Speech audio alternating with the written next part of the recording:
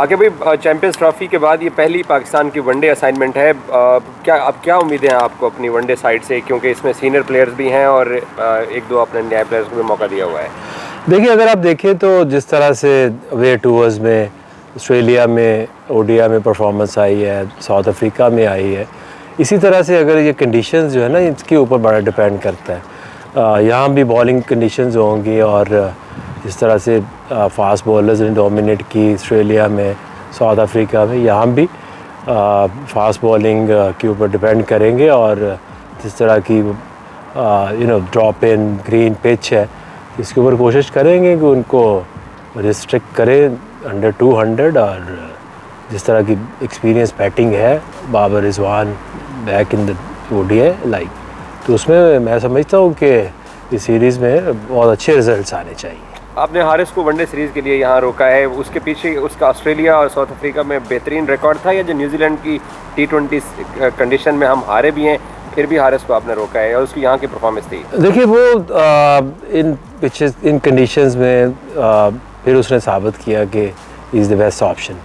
क्योंकि जब आप ऐसी पिचेस के ऊपर खेलते हैं जहाँ पे जो टोटल है वो इट्स नॉट लाइक 300 प्लस, तो जब बॉलिंग कंडीशंस आए तो Haris can play major role. जो हमारी एक रीड है पाकिस्तानी टीम के लिए मुश्किल्स आई चैम्पियंस ट्रॉफी में, जब फ्लैट ट्रैक्स आते हैं और बॉलिंग में उस तरह से सपोर्ट नहीं मिलती, तो जब रन्स ज़्यादा बनते वहाँ पे हम थोड़ी स्ट्रगल कर रहे हैं। आई थिंक कि जिस तरह से ये बॉलिंग कंडीशंस हैं, पाकिस्तान को ये सीरीज़ में बहुत बेहतर परफॉर्मेंस देनी चाहिए। वनडे कैंपेन के लिए आपने बाबर, रिजवान और अब्दुल्ला और इमाम 4 सीनियर बल्लेबाजों को पाकिस्तानी टीम के अंदर कैरी किया। T20 में आप एक नई साइड बनाने जा रहे हैं, तो वनडे के लिए हालांकि चैंपियंस ट्रॉफी में पाकिस्तान के फैंस तो नाराज़ थे कि आपकी कैंपेन चैंपियंस ट्रॉफी में नहीं अच्छी रही है, हालांकि आप पिछली 2 सीरीज़ जीते हुए थे।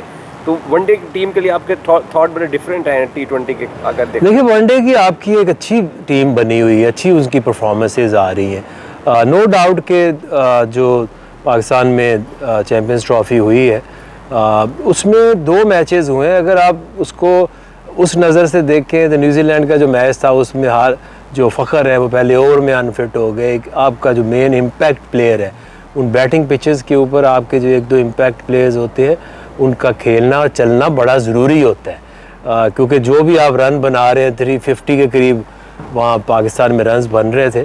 और दूसरा इंडिया से मैच हुआ है तो वो भी एक सिचुएशन पे अच्छी पोजीशन में थे, बट मूविंग फॉरवर्ड वनडे में आपकी टीम एक सेटल है और अच्छी परफॉर्मेंस देती है। इसीलिए T20 में हम चेंजेस करना चाह रहे हैं, क्योंकि आइंदा एशिया कप है, वर्ल्ड कप है, वो भी इंडिया और सब कॉन्टिनेंट के अंदर है।